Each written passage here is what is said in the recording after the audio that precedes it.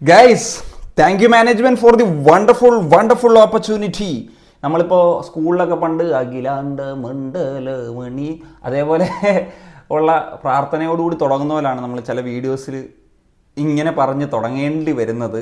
Anyway, ഇന്നത്തെ ഒരു video കുറച്ച് വെറൈറ്റി ആണ് കേട്ടോ. കാരണം ഞാൻ ഈ ഒരു വീഡിയോയിൽ ഏത് ക്ലബിൻ്റെ ആണെന്നോ, ഏത് പ്ലെയർ ആണെന്നോ, ഏത് ഏജൻസി ആണെന്നോ, ഏത് വ്യക്തിയാണെന്നോ ഇങ്ങനെയുള്ള കാര്യങ്ങളൊന്നും പറയുന്നില്ല. നമ്മൾ ഒട്ടും സ്പൂൺ ഫീഡ് ചെയ്യാതെ ചില കാര്യങ്ങൾ നിങ്ങൾക്ക് വിട്ട് തന്നിരിക്കുകയാണ്. നിങ്ങളിപ്പം വീഡിയോ കണ്ടുകൊണ്ടിരിക്കുന്ന ഇടയിൽ വേറെ ഒരു ഡിവൈസ് വെച്ചിട്ട് നിങ്ങൾക്ക് അത് വേണമെങ്കിൽ ചെക്ക് ചെയ്യാം, അല്ലെങ്കിൽ വീഡിയോ കണ്ടു കഴിഞ്ഞിട്ടും അത് ചെക്ക് ചെയ്യാം, എന്നിട്ട് നിങ്ങൾക്ക് കൺഫേം ചെയ്യാം. ഒരു ഹോംവർക്ക് പോലെ എല്ലാം കൊണ്ട് സ്പൂൺ ഫീഡ് ചെയ്ത് കൊടുത്തു കഴിഞ്ഞാൽ എങ്ങനെ ശരിയാകും? അതുകൊണ്ട് ഞാൻ പുതിയൊരു ട്രിക്ക് ഉപയോഗിക്കാമെന്ന് വിചാരിച്ചു. അതുകൊണ്ട് തന്നെ ചില കാര്യങ്ങൾ നിങ്ങൾ സൂക്ഷിച്ച് തന്നെ കേൾക്കണം. അതായത് ഈ പറയുന്ന ഒരു സ്പെസിഫിക് ക്ലബിനുണ്ടല്ലോ, നമ്മുടെ പഞ്ചാബി ഹൗസ് പറയത്തില്ല ഒരു സൈഡ് വലിവ് ഉണ്ടെന്ന്, ആ പറയുന്നത് പോലത്തെ ഒരു സൈഡ് വലിവ് ഒരു ഏജൻസിയോടുണ്ട് എന്നുള്ളതാണ്. അതിൽ നമ്മൾ ഇന്ന് സംസാരിക്കാൻ പോകുന്നത് പ്രധാനമായിട്ടും ഒരു പൊസിഷൻ, അത് ഒരു ഗോൾ കീപ്പിംഗ് പൊസിഷനാണ്.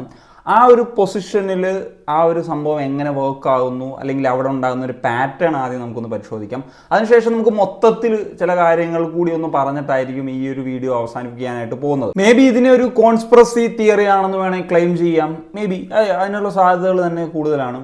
അല്ലെങ്കിൽ ഇത് വെറും കോയിൻസിഡൻസ് ആണെന്ന് പറയാം. അപ്പം എനിക്കിതിൽ നിന്ന് ഡാറ്റ എങ്ങനെ കിട്ടിയെന്ന് വെച്ച് കഴിഞ്ഞാൽ, ഇപ്പം അതിന് ഇൻസൈഡ് റിപ്പോർട്ട്സ് ഉണ്ട്, പ്ലേയേഴ്സ് ഉണ്ട്, സ്റ്റാഫ്സ് ഉണ്ട്, ജേർണലിസ്റ്റുകളുണ്ട്, അങ്ങനെ പല ആളുകളും ഉണ്ട്. ഇപ്പം ഇവരുടെ പേരുകളൊന്നും നമ്മൾ കോൺഫിഡൻഷ്യലാണ്, വെളിപ്പെടുത്താൻ പറ്റത്തില്ല. അപ്പം നിങ്ങൾ ഇതൊക്കെ ഒന്ന് നോക്ക്, ഇത് കോൺസ്പിറസി ആണോ, കോയിൻസിഡൻസ് ആണോ, അതോ അറിഞ്ഞുകൊണ്ട് ചെയ്തതാണോ എന്നൊക്കെയുള്ള കാര്യങ്ങൾ നിങ്ങൾ തന്നെ ഒന്ന് തീരുമാനിച്ചോളൂ. പിന്നെ ഒരു പോയിന്റ് എന്തെന്ന് വെച്ച് കഴിഞ്ഞാൽ, ഇപ്പം ഈ ഒരു സ്പെസിഫിക് ഏജൻസിയിൽ നിന്ന് പ്ലെയർ വരുന്നു എന്ന് കരുതി ആ പ്ലെയർ എല്ലാം മോശക്കാരാകണോ അല്ലെങ്കിൽ മോശം പ്ലെയേഴ്സ് ആണോ അങ്ങനൊന്നും നിർബന്ധമൊന്നുമില്ല. അവിടെ നിന്ന് നല്ല പ്ലെയേഴ്സ് ഉണ്ടാകും. പക്ഷേ മെറിറ്റിനേക്കാൾ കൂടുതൽ ഒരു ഏജൻസി പ്രിഫർ ചെയ്യുമ്പോഴത്തേക്കും ഒരു ക്ലബിന് സംഭവിക്കാവുന്ന പ്രശ്നങ്ങൾ, അതിൻ്റെ ഏറ്റവും ഒരു ലോ ലെവൽ എവിടെയാണോ അതിനെ പറ്റിയിട്ടാണ് ഡിസ്കസ് ചെയ്യുന്നത്. നിങ്ങൾ മനസ്സിലാക്കുക, അപ്പോൾ ഒരു പൊസിഷനിൽ ഒരു പ്ലെയറിനെ വേണമെങ്കിൽ നമുക്ക് ആ പൊസിഷനിൽ വേണ്ട അനിവാര്യനായിട്ടുള്ള അല്ലെങ്കിൽ യോഗ്യനായിട്ടുള്ള താരത്തെയല്ലേ സൈൻ ചെയ്യേണ്ടത്.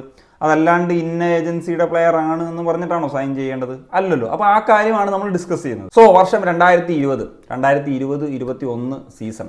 അപ്പോൾ അങ്ങനെ ഇരിക്കെ നമ്മുടെ ടീമിലെ ഗോൾ കീപ്പിംഗ് പൊസിഷനിലേക്ക് ഒരു താരത്തെ സൈൻ ചെയ്യുന്നു. ഒഡീഷ എഫ്സിൽ നിന്നാണ് ഈ ഒരു താരത്തെ ഈ ഒരു സ്പെസിഫിക് ക്ലബ്ബ് സൈൻ ചെയ്യുന്നത്. അദ്ദേഹം ആ സമയത്ത് അത്യാവശ്യം നല്ലൊരു ഗോൾ കീപ്പറൊക്കെ ആയിരുന്നു. ആ നിലയിൽ പേരെടുത്തിട്ടുള്ള ഗോൾ കീപ്പർ തന്നെയാണ്. പക്ഷേ ആ സീസൺ മൊത്തത്തിൽ ഇടപെടലായതുകൊണ്ടാണോ എന്ന് അദ്ദേഹത്തിൻ്റെ ഭാഗത്തുനിന്ന് മിസ്റ്റേക്സ് ധാരാളം ഉണ്ടായിരുന്നു. അദ്ദേഹം ഈ പറയുന്ന ഒരു സ്പെസിഫിക് ഏജൻസിയുടെ ഒരു പ്ലെയറാണ് കേട്ടോ. പക്ഷേ എത്ര മിസ്റ്റേക്സ് വരുത്തിയിട്ടും പ്രശ്നങ്ങൾ ഉണ്ടായിട്ടും ഈ ഗോൾ കീപ്പർ തന്നെയാണ് സീസണിൽ ഉടനീളം ഈ പറയുന്ന സ്പെസിഫിക് ക്ലബ്ബ് കളിപ്പിച്ചിട്ടുള്ളത്. അപ്പം സെക്കൻഡ് ചോയ്സ് ആയിട്ട് നല്ലൊരു ഗോൾ കീപ്പർ ഉണ്ടായിരുന്നു. Under world cup experience, Indian arrows, BFC എന്ന് വന്ന അങ്ങനെയൊക്കെയുള്ള ഒരു യങ് ഗോൾ കീപ്പർ ഉണ്ടായിരുന്നു. പക്ഷേ ആ ഗോൾ കീപ്പറിനും ഒട്ടും തന്നെ അവസരം കിട്ടിയിട്ടില്ല എന്നുള്ളതാണ് ഒരു കാര്യം. ഇനി അടുത്ത സീസണിലേക്ക് വരുന്നു. അടുത്ത സീസൺ ഒരു സക്സസ്ഫുൾ ക്യാമ്പയിൻ ആയിട്ടുള്ള ഒരു സീസൺ ആണ് എന്നുള്ളതാണ് 2021-22 സീസൺ. അപ്പോൾ അവിടേക്ക് വരുന്ന ഒരു സമയത്ത് ഈ ഗോൾ കീപ്പർ തന്നെയാണ്, ഈ ഇവരുടെ ഫേവറേറ്റ് ഏജൻസിയുടെ ഗോൾ കീപ്പർ തന്നെയാണ് ഉണ്ടായിട്ടുണ്ടായിരുന്നത്. അപ്പോൾ ഇനിഷ്യൽ സ്റ്റേജിൽ കുറച്ച് പ്രശ്നങ്ങൾ ഉണ്ടായിട്ടുണ്ട് ടീമിന് മൊത്തത്തിൽ. പക്ഷേ ഈ ഒരു ഗോൾ കീപ്പറിന് ഇഞ്ചുറി വന്നു, റൂൾഡ് ഔട്ട് ആയി പോകുന്ന സാഹചര്യം വന്നു. പുതിയ ഗോൾ കീപ്പർ, ഈ പറഞ്ഞ യങ് ഗോൾ കീപ്പർ, ഇവരുടെ ഏജൻസിയുടെ പ്ലെയർ അല്ല, വേറൊരു ഏജൻസിയുടെ പ്ലെയറാണ്, വരുന്നു, പെർഫോമൻസ് നടത്തുന്നു. മികച്ച പെർഫോമൻസ് നടത്തിയിട്ട് ഈ ഒരു ടീം ഫൈനലിൽ വരെ എത്തുന്നു.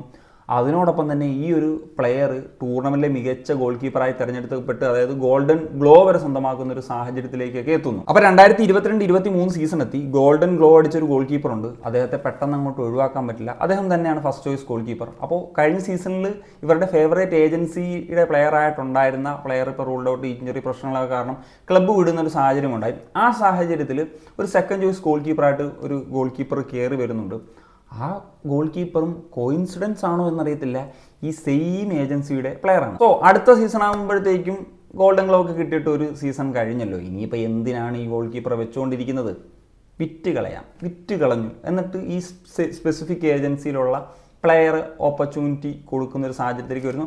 അദ്ദേഹം ആദ്യ സീസണിൽ നന്നായിട്ട് തന്നെ കളിച്ചു. പക്ഷേ പെട്ടെന്ന് അദ്ദേഹത്തിനൊരു ഇഞ്ചുറി പ്രശ്നങ്ങളൊക്കെ വന്നു. പിന്നെ മറ്റൊരു ഗോൾ കീപ്പറെ പരീക്ഷിച്ചു. ശേഷം വേറൊരു ഗോൾ കീപ്പർ വന്നു. അവസാന ഘട്ടമൊക്കെ ആയപ്പോഴത്തേക്കും നന്നായിട്ട് ആ ഗോൾ കീപ്പർ പെർഫോം ചെയ്ത് വന്നതാണ്. ആ പ്ലെയർ മറ്റൊരു ക്ലബ്ബിൽ നിന്ന് ലോണിൽ വന്നിട്ടുള്ളൊരു പ്ലെയർ ആയിരുന്നു. സോ അദ്ദേഹത്തെ വേണമെങ്കിൽ സൈൻ ചെയ്യാനുള്ളൊരു ഓപ്ഷൻ ഉണ്ടായിരുന്നു. കാരണം ആ സീസൺ കഴിഞ്ഞിട്ട് ആ പ്ലെയർ ആ ക്ലബ്ബ് വിട്ട് പോവുകയാണ്. ഇവിടെ ഫാൻസിൻ്റെ ഫേവറേറ്റ് ആയി മാറുകയും ചെയ്തിരുന്നു ഈ ഒരു ഗോൾ കീപ്പർ എന്നുള്ളതാണ്. പക്ഷേ ആ താരത്തെ സൈൻ ചെയ്യാനോ ഒരു കോൺട്രാക്റ്റ് കൊടുക്കാനോ ഈ ഒരു ക്ലബ്ബ് റെഡി ആയിട്ടില്ല എന്നുള്ളതാണ്. അതിനുള്ളൊരു കാരണം ഇദ്ദേഹം അവരുടെ സ്പെസിഫിക് ഏജൻസിയിലുള്ള പ്ലെയർ അല്ല. ഇനി സൈൻ ചെയ്ത് കഴിഞ്ഞാൽ ഇനി ഓപ്പർച്യൂണിറ്റീസ് കൊടുക്കേണ്ട ഒരു സാഹചര്യം വന്നാലോ എന്ന് വിചാരിച്ചാണോ എന്നുള്ളത് അറിയത്തില്ല. എനിവേ അടുത്ത സീസണിലേക്ക് വരുന്നു. ഈ അടുത്ത സീസണിലേക്ക് വരുന്ന ആ ഒരു ഇടയിലൊക്കെ എത്തുമ്പോഴാണ് പുതിയൊരു ആൾ മാനേജ്മെൻറ്റിലേക്ക് ജോയിൻ ചെയ്യുന്നത്. അദ്ദേഹം ജോയിൻ ചെയ്യുന്നതിന് മുമ്പ് തന്നെ അദ്ദേഹത്തിൻ്റെ കുറച്ച് ആളുകളെ ഇവിടേക്ക് ഈ ജോലികൾക്കൊക്കെ ആയിട്ട് വിട്ടിട്ടുണ്ടായിരുന്നു. അത് വേറൊരു വിഷയം. സോ അദ്ദേഹം വന്നതിന് ശേഷമാണ് മറ്റ് ചില കാര്യങ്ങൾ സംഭവിക്കുന്നത്. അതുവരെ നമുക്ക് നോക്കുകയാണെന്നുണ്ടെങ്കിൽ ഈ ഒരു സ്പെസിഫിക് ഏജൻസിയിലെ ഒരു പ്ലെയറൊക്കെയാണ് നമുക്ക് ആ ഒരു ഗോൾ കീപ്പിംഗ് പൊസിഷനിൽ കാണാൻ പറ്റുന്നുണ്ടായിരുന്നെങ്കിൽ പിന്നീട് നോക്കുമ്പോഴത്തേക്കും അതിൻ്റെ എണ്ണം 2ആയി. 3-ൽ 2 പേരും ഒരു ഏജൻസിയുടെ പ്ലെയറാണ് എന്ന് പറയുന്നൊരു സാഹചര്യത്തിലേക്ക് എത്തി. അവിടെ നമുക്ക് കഴിഞ്ഞ സീസണിൽ ഉണ്ടായിരുന്ന ആ ഒരു ഗോൾ കീപ്പറുണ്ട്, അതിനോടൊപ്പം തന്നെ ഒരു യങ് ഗോൾ കീപ്പർ വരുന്നു. അദ്ദേഹം ഈ ഡയറക്റ്റായിട്ട് ഈ ഏജൻസിയുടെ പ്ലെയറല്ല, പക്ഷേ ആ ഒരു കാര്യത്തിലാണ് ഏജൻസിയുടെ കാര്യങ്ങൾ വെച്ചിട്ട് തന്നെയാണ് ഇങ്ങോട്ട് വരുന്നത്. പിന്നെ ഐ ലീഗിൽ നിന്ന് ഒരു ഗോൾ കീപ്പറെ കൂടി സൈൻ ചെയ്യുന്നു. അപ്പം ആദ്യം കഴിഞ്ഞ സീസണിലുണ്ടായിരുന്ന ആ പ്ലെയർ കളിച്ചു, പ്രശ്നങ്ങളുണ്ടായിരുന്നു, പരിക്ക് പറ്റി. അപ്പം മറ്റൊരു പ്ലെയർ വരുന്നു, യങ്സ്റ്റർ കളിക്കുന്നു. ഇദ്ദേഹവും ഒരു യങ്സ്റ്റർ എന്ന നിലയിൽ മിസ്റ്റേക്സും കാര്യങ്ങളൊക്കെ വന്നു. പക്ഷേ ഈ പറഞ്ഞ മൂന്നാമത്തെ ഗോൾ കീപ്പറിന് അവസരങ്ങൾ ഒട്ടും തന്നെ കൊടുക്കാത്തൊരു സാഹചര്യമാണ് ഉണ്ടായത്. അപ്പോൾ ആ സാഹചര്യത്തിൽ തന്നെ ഈ ഒരു യങ്സ്റ്റർ പിന്നെ ജനുവരിയിലോ മറ്റോ വേറൊരു ക്ലബിലേക്ക് പോവുകയുണ്ടായി. അതിന് പകരം ലോണിൽ വേറൊരു ഗോൾ കീപ്പറെ കൊണ്ടുവരുന്നു. കോയിൻസിഡൻസ് ആണോ എന്നറിയത്തില്ല, എഗെയിൻ ഈ ഏജൻസിയുടെ പ്ലെയറാണ് ഇങ്ങോട്ട് ഗോൾ കീപ്പറായിട്ട് എത്തുന്നത് എന്നുള്ളതാണ്. ഇനി നമുക്ക് പ്രസൻറ്റിലേക്ക് വരാം, 25-26 സീസൺ. അപ്പോൾ ഈ 25-26 സീസണിൽ കോച്ച് പ്രിഫർ ചെയ്തിരുന്നത് ഈ ഏജൻസിയിലുള്ള പ്ലെയറെ അല്ല. കാരണം എന്തെന്ന് വെച്ച് കഴിഞ്ഞാൽ സൂപ്പർ കപ്പിൽ നന്നായിട്ട് പെർഫോം ചെയ്തു. അപ്പോൾ അദ്ദേഹം ഉറപ്പായിട്ടും കോച്ചിൻ്റെ ഒരു ഫസ്റ്റ് ചോയ്സ് ഗോൾ കീപ്പറായിട്ട് വരുമല്ലോ. പിന്നെ ടീമിൽ 2 വേറെ ഗോൾ കീപ്പർ ഉണ്ട് കേട്ടോ. അവർ 2 പേരും ഈ പറഞ്ഞ ഇവരുടെ ഫേവറേറ്റ് ഏജൻസിയുടെ പ്ലെയറാണ്. അങ്ങനെ ഇരിക്കുകയാണ് ഈ ഒരു സ്ക്വാഡിൽ തന്നെ ഗോൾ കീപ്പേഴ്സിൽ നോക്കുമ്പോഴത്തേക്കും ഏറ്റവും കുറഞ്ഞ സാലറി ഉള്ള പ്ലെയർ എന്നൊക്കെ പറയപ്പെടുന്ന താരത്തെ പെട്ടെന്ന് പുതുതായിട്ട് വന്നിട്ടുള്ളൊരു ക്ലബിലേക്ക് വിൽക്കുന്നൊരു സാഹചര്യമാണ് ഉണ്ടായത്. അന്നേരം വരുമ്പോൾ എന്താണ് ഗുണമെന്ന് വെച്ച് കഴിഞ്ഞാൽ ഇപ്പം 2 ഗോൾ കീപ്പേഴ്സ് വെളിയിൽ ഇരിപ്പുണ്ടല്ലോ. ഇതിൽ 2 പേര് ഒരു ഈ പറഞ്ഞ ഇവരുടെ ഇഷ്ടപ്പെട്ട ഏജൻസിയുടെ പ്ലെയറാണ്. ഈ 2-ൽ ഒരാൾക്കെങ്കിലും അവസരം കിട്ടുമല്ലോ. അതായത് ഏറ്റവും അധപ്പതനത്തിൽ ഈ പരിപാടികൾ നടത്തിക്കൊണ്ടിരുന്നിടത്തു നിന്ന് പുതിയൊരാൾ കൂടി വരുമ്പോഴത്തേക്കും അതിൻ്റെ അങ്ങേയറ്റം കറപ്ഷൻ മാത്രമാകുമ്പോഴത്തേക്കും എങ്ങനെ ഒരു തകർച്ച ഉണ്ടാകാമെന്ന് പറയുന്നതിൻ്റെ ഒരു ഏറ്റവും എക്സ്ട്രീം ലെവലാണ് ഈ ഒരു സാഹചര്യത്തിൽ കണ്ടുവരുന്നത്. എഗെയിൻ ആവർത്തിക്കുന്നു, ഈ ഒരു വിഷയത്തിൽ നല്ല പ്ലേയേഴ്സൊക്കെ വരുന്നുണ്ട് ഈ ഒരു ഏജൻസിയിൽ നിന്ന്. അതിനെ നമ്മൾ ഒട്ടും തള്ളിക്കളയുന്നില്ല. പക്ഷേ ഞാൻ വീണ്ടും ആവർത്തിക്കുന്നു, മെറിറ്റിന് പുറമെ മറ്റു ചില കാര്യങ്ങൾക്ക് പ്രയോറിറ്റി ചെയ്യുമ്പോഴത്തേക്കും എങ്ങനെയാണിത് ഒരു പ്രോപ്പറായിട്ട് റൺ ചെയ്യുന്നൊരു സാഹചര്യമാണെന്ന് നമുക്ക് പറയാൻ പറ്റുന്നത്. ഇനി നമുക്ക് ഗോൾ കീപ്പേഴ്സ് അല്ലാത്ത ചില വിഷയങ്ങളിലേക്ക് കൂടി ഒന്ന് കണ്ണോടിക്കാം. അപ്പോൾ നമുക്ക് ഏറ്റവും കൂടുതൽ ഈ പറയുന്ന ക്ലബിൽ ഒരു പ്ലെയേഴ്സ് ഉണ്ടായിരുന്നൊരു ഏരിയ ആയിരുന്നു ഒരു ലെഫ്റ്റ് വിങ് പൊസിഷൻ എന്ന് പറയുന്നത്. അപ്പോൾ ആ ലെഫ്റ്റ് വിങ് പൊസിഷനിൽ ഇഷ്ടം പോലെ പ്ലെയേഴ്സ് ഉണ്ടായിരുന്നു. അവിടേക്ക് പെട്ടെന്ന് ഒരു വിദേശ താരത്തെ കൂടി ആഡ് ചെയ്യുന്നു. അപ്പോൾ നമുക്ക് ഓൾറെഡി ഡിഫൻസീവ് മിഡ്ഫീൽഡിൽ വിദേശ താരമൊക്കെ ആവശ്യമാണ്. ആ സാഹചര്യത്തിൽ പെട്ടെന്ന് ലെഫ്റ്റ് വിങ്ങിലാണ് ആഡ് ചെയ്യുന്നത്. അപ്പോൾ എന്താണ് കാരണമെന്ന് നോക്കി നമ്മളൊന്ന് പരിശോധിക്കുമ്പോൾ മനസ്സിലാവും ഈ വിദേശ താരവും ഏത് ഏജൻസിയിൽ നിന്നാണ് വരുന്നത് എന്ന് പറയുന്നൊരു കാര്യം. ഇനി ഡിഫൻസീവ് മിഡ്ഫീൽഡിൽ ആകപ്പാട് പറയാനൊരു പ്രോപ്പറായിട്ടുള്ളൊരു താരം മാത്രമാണുള്ളത്. അദ്ദേഹത്തെ ഒരു നോർത്ത് ഇന്ത്യൻ ക്ലബിൽ നിന്നാണ് ഇങ്ങോട്ട് എത്തിക്കുന്നത്. അപ്പം ഈ ഒരു താരത്തിൻ്റെ കാര്യം പരിശോധിക്കുമ്പോഴത്തേക്ക് ഈ താരത്തിനാണ് ഗെയിം ടൈം കിട്ടുന്നത്. അദ്ദേഹം ഡീസൻ്റ് ആയിട്ടുള്ള പ്ലെയറാണ്. പക്ഷേ ആ ഒരു പൊസിഷനിൽ വിദേശ താരത്തെ സൈൻ ചെയ്യുന്നില്ല, മറ്റ് ഓപ്ഷൻസ് നോക്കുന്നില്ല എന്ന് പറയുന്ന സാഹചര്യം വരുമ്പോൾ നോക്കുമ്പോൾ ആ പ്ലെയറും ഇതേ ഏജൻസിയുടെ പ്ലെയറാണ്. എന്തൊരു കോയിൻസിഡൻസ് അല്ലേ. അതുപോലെ തന്നെ ഒരു സ്ട്രൈക്കറെ കഴിഞ്ഞ 2 സീസണ് മുന്നേ സൈൻ ചെയ്തിരുന്നു. ഒരു വലിയ പ്രൊഫൈലൊന്നും അല്ലായിരുന്നു. അപ്പോൾ ആ കാര്യം നോക്കുമ്പോഴും ഈ സെയിം ഏജൻസിയാണ്. വിദേശ താരങ്ങളുടെ കാര്യം എടുക്കുമ്പോഴത്തേക്കും പൂള് വലുതാണ്, മനസ്സിലാക്കണം. പൂള് വളരെ വലുതാണ്. എന്നിട്ടും എന്തുകൊണ്ട് ഒരു നമ്മുടെ രാജ്യത്ത് തന്നെ ഒരു ഏജൻസിയിൽ നിന്ന് 2 പ്ലെയേഴ്സിനെയൊക്കെ സൈൻ ചെയ്യുന്നു? ഇപ്പോൾ ഇതുമായി ബന്ധപ്പെട്ടൊരു ചോദ്യം ഈ തലപ്പത്തുള്ള ഒരാളോട് ചോദിച്ചപ്പോൾ പറഞ്ഞത് ഈ പൊളിറ്റീഷ്യൻസൊക്കെ പറയുന്നല്ലോ, ഞങ്ങൾ മാത്രമാണ് വഴിമതി നടത്തുന്നത്, എല്ലാവരും നടന്നതെന്ന് പറയുന്ന പോലെ എല്ലാ ടീമിലും ഉണ്ട് എന്ന് പറയുന്നൊരു മുടന്ത ന്യായമാണ് പറയുന്നത്. പക്ഷേ 6-ൽ 2 വിദേശ താരങ്ങളെയും ഇന്ത്യയിലൊരു ഏജൻസിയിൽ നിന്ന്, അതും ഇങ്ങനത്തെ ഒരു കാര്യങ്ങളൊക്കെ നടക്കുന്ന അല്ലെങ്കിൽ ഒരു കോൺസ്പിറസി തിയറി അവിടെ കൂടെ ഓടുന്നുണ്ടെങ്കിൽ അല്ലെങ്കിൽ അലിഗേഷൻസ് അവിടെ ഉണ്ടെങ്കിൽ അങ്ങനത്തെ ഒരു ക്ലബിൽ നിന്ന് സൈൻ ചെയ്യുമ്പോൾ എന്താണ് മനസ്സിലാക്കേണ്ടത്? ഇനി ഡിഫൻസീവ് മിഡ്ഫീൽഡിൽ ഇത്തവണ ഞങ്ങൾ പുതിയ സൈനിങ് നടത്താമെന്ന് തീരുമാനിച്ചു. പുതിയൊരു ഇന്ത്യൻ താരത്തെ കൊണ്ടുവരാൻ തീരുമാനിക്കുന്നു. അങ്ങനെ ഒരു എക്സ്പീരിയൻസ്ഡ് ആയിട്ടുള്ള താരത്തെ എത്തിക്കുന്നു ഡിഫൻസീവ് മിഡ്ഫീൽഡിൽ.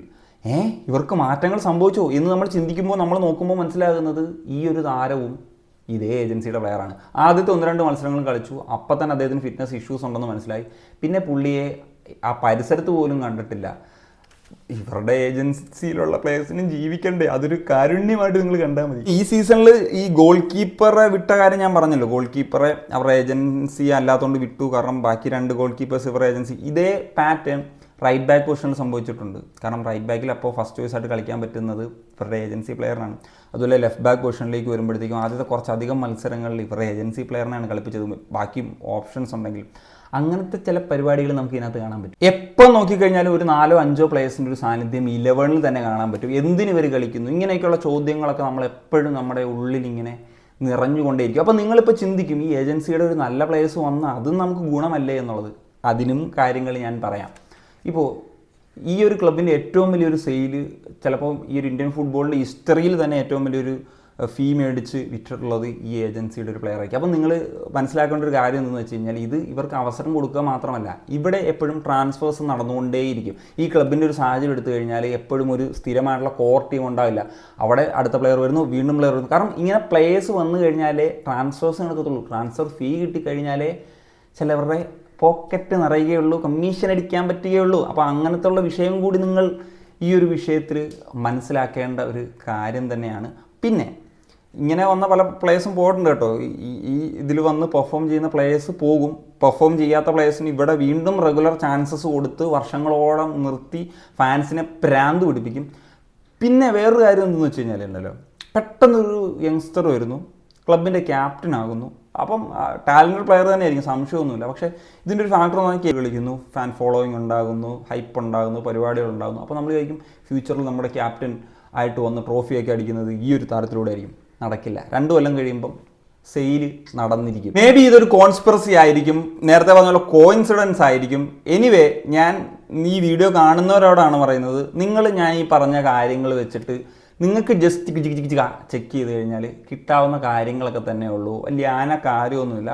പിന്നെ ഞാനിത് കുറച്ച് നാളായിട്ട് ഇതിൻ്റെ ഈ ഒരു പാറ്റേൺസ് നോക്കിയിട്ട് ഇതൊന്ന് പോയിന്റ് ഔട്ട് ചെയ്ത് നിങ്ങളിലേക്ക് എത്തിക്കുക എന്ന് പറയുന്നൊരു ഉദ്ദേശ ലക്ഷ്യം മാത്രമായിരുന്നു എനിക്കുണ്ടായിരുന്നത്. ഇങ്ങനത്തെ കാര്യങ്ങളൊക്കെ പറയുമ്പോഴത്തേക്കും ചില പ്രത്യേക വിഭാഗത്തിലുള്ള ആളുകൾ പറയും, ആ വിഭാഗത്തിലേക്ക് അടുത്ത വർഷമാകുമ്പോഴത്തേക്കും മരണം.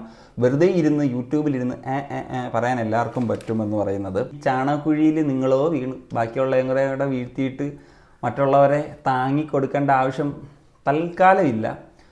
ചില കാര്യങ്ങൾ പുറത്തു കൊണ്ടുവരുന്നത് ഈ ക്ലബ്ബ് നന്നാവണമെന്ന് ആഗ്രഹിക്കാനാണ്. അപ്പോൾ ആ നന്നാവണമെന്ന് ആഗ്രഹിക്കാൻ ഇങ്ങനെ താല്പര്യമുള്ളത് കൊണ്ട് ഇത് നമ്മൾ പറഞ്ഞുകൊണ്ടേയിരിക്കും. അപ്പോൾ അത് പിന്നെ അങ്ങനെ ആഗ്രഹിക്കുന്ന ഒരുപാട് ലക്ഷക്കണക്കിന് ആരാധകർ ഉള്ളൊരു ക്ലബ്ബ് കൂടിയാണ്. അപ്പോൾ അവരൊക്കെ ഇതൊന്ന് ചെക്ക് ചെയ്യുക. ഇനി ചാണകക്കുഴി കിടക്കുന്നവരും ചെക്ക് ചെയ്യാം. കാരണം അവർക്ക് എന്തെങ്കിലും ഒരു വെളിവുണ്ടായില്ല. കാരണം ഈ ചാണകം കുടിച്ച് ഇങ്ങനെ ഉണ്ടാകുന്ന ഒരു പ്രശ്നം അവിടെ ഉണ്ട്. അപ്പോൾ ഒരു കാര്യം കൂടി പറയാം, thank you management for the wonderful opportunity. അപ്പം